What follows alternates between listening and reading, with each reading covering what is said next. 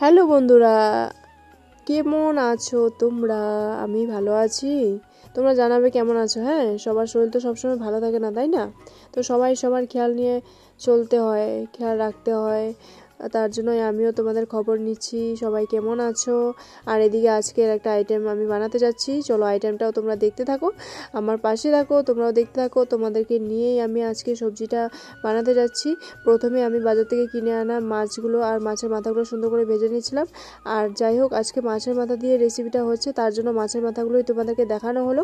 তো মাছের মাথাগুলো আগে কড়কড়া করে সুন্দর করে ভেজে নিয়েছি, লাল লাল করে একদম, দেখো একদম মচমচা করে ভাজা হয়ে গেছে। তারপরে কিন্তু কড়াইয়ের মধ্যে আমি একদম গরম গরম তেল হয়ে গেছিলো। তারপরে এখন আমি এর মধ্যে দেখছিলাম যে মাছের মাথাগুলো ভাজা হয়েছে কিনা, তো দেখি না, একদম কড়কড়া হয়ে গেছে। এখন আবার কড়াইয়ের মধ্যে আমার দেওয়ার পালা পেঁয়াজটাকে কুচি কুচি করে কেটে রেখেছিলাম আগেই।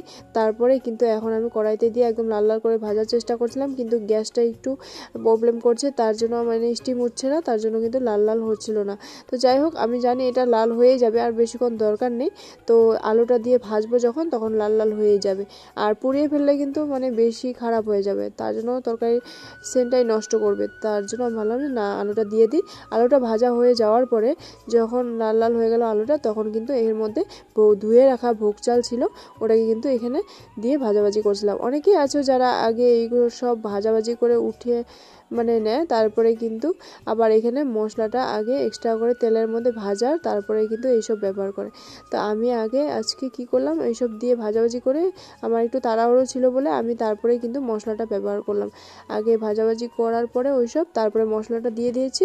আরেকটা কথা, মানে সবজিপাতির মধ্যে কষানো জিনিসটা, মানে সবজি যদি ভালো করে কষানো না হয় তাহলে কিন্তু মানে ভালো লাগে না, সবজিটা খেতে বিচিরি লাগে। আর হচ্ছে কথা, মশলার গন্ধ করলে তো আরও ভালো লাগে না। তো মশলাটাকে ভালো করে ভেজে নিয়েছিলাম, সুন্দর করে ভাজা হয়ে গেছিলো। আর নুন হলুদ আর লঙ্কার গুঁড়ো একটুখানি দিয়ে দিয়েছিলাম। তো এখন প্রায় জল দিয়ে দিব, মানে আধা কড়াই। তো আধা করে দেওয়ার পরে কিন্তু মাছের মাথাগুলো 4টা টুকরা ছিল, এটা দিয়ে দিলাম। এখন ফাইনালি আমি 10-15 মিনিট ফুটিয়ে নেব।